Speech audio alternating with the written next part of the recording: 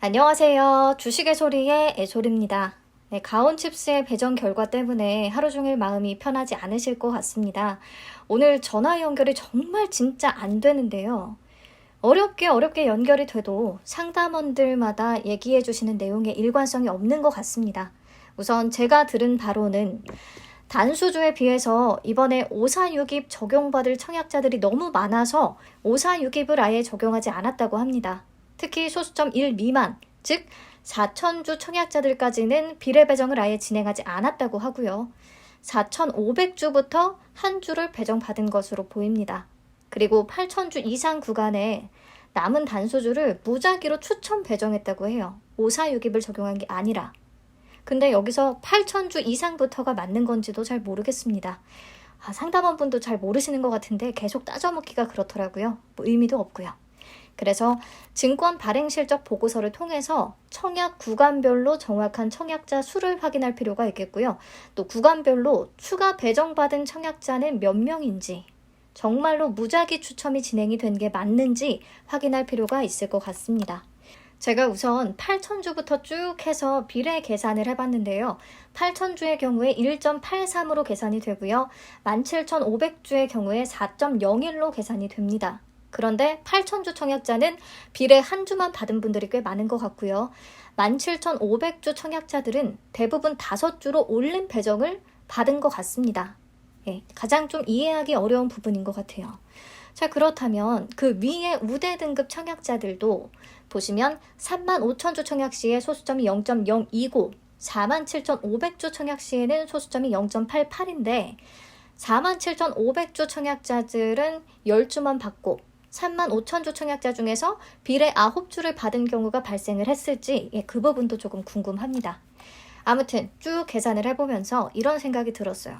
8,000주 이상 청약 구간 대상으로 그냥 무작위 추첨을 진행을 했다면 사실 그 범위 안에서 소수점 높은 순서대로 추가 배정을 했어야 하는 게 더 맞지 않을까라는 생각이 들었는데 그렇게 하지 않았잖아요, 대신증권이.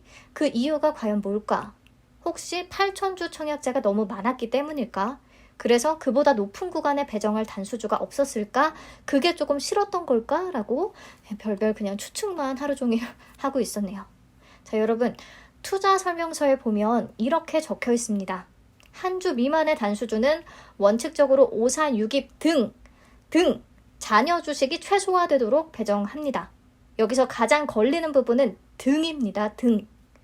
546입을 적용한다가 아니라 546입 등 어떤 방법으로든 잔여 주식이 최소화되도록 배정을 한다라는 뜻이에요.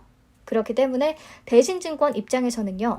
546입만이 원칙이 아니다. 증권사별로 단수주 상황에 따라 자기만의 방법으로 배정을 할 수 있다라고 충분히 주장할 수가 있습니다. 근데 지금까지는 대신증권이 546입을 아주 잘 지켜왔기 때문에 저도 당연히 대신증권이면 546입을 넉넉하게만 좀 맞추면 추가 배정을 받을 수 있다라고 너무 확신을 했던 것 같아요.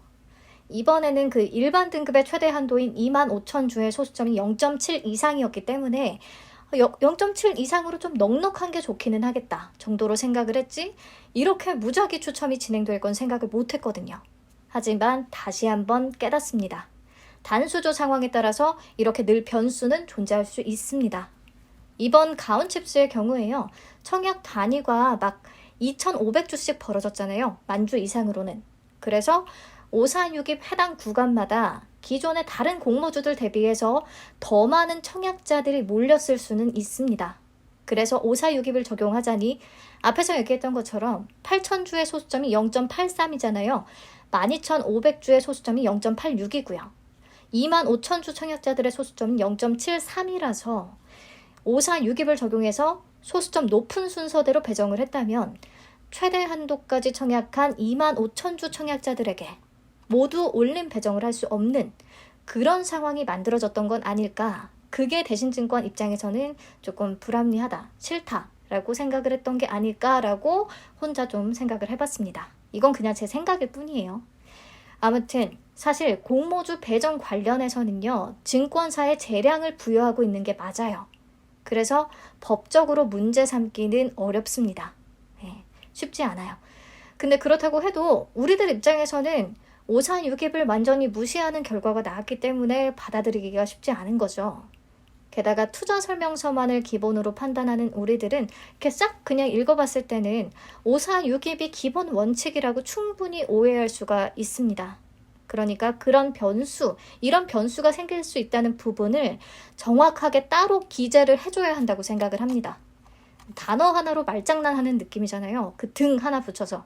그래서 이번에 아마 민원을 넣고자 하는 분들이 많으실 것 같은데요.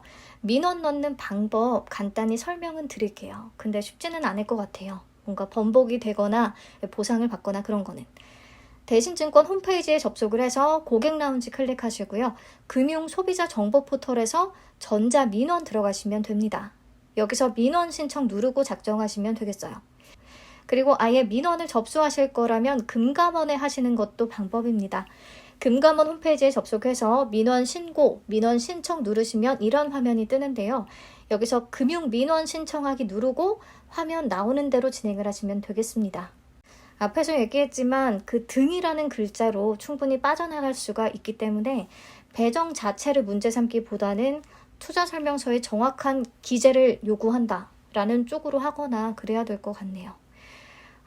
이렇게 가온칩스의 배정 결과가 좀 허무하게 진행이 되고 마스턴 프리미어리츠의 증거금 규모가 생각보다 적고 그래서 왠지 저 때문에 많은 분들이 잘못된 판단을 했다고 후회하시는 건 아닌가 하루 종일 걱정이 참 많습니다. 인생이 생각대로 되는 게 하나도 없네요. 네, 우선은 급하니까 이 정도로 정리를 하고요. 증권 발행 실적 보고서가 나오는 대로 확인한 뒤에 다시 한번 말씀을 드리겠습니다. 오늘 맥주 한잔 하시면서 기분 전환 꼭 하시고요. 오늘의 이 불쾌함이 주말까지 계속되지 않기를 바라겠습니다. 감사합니다.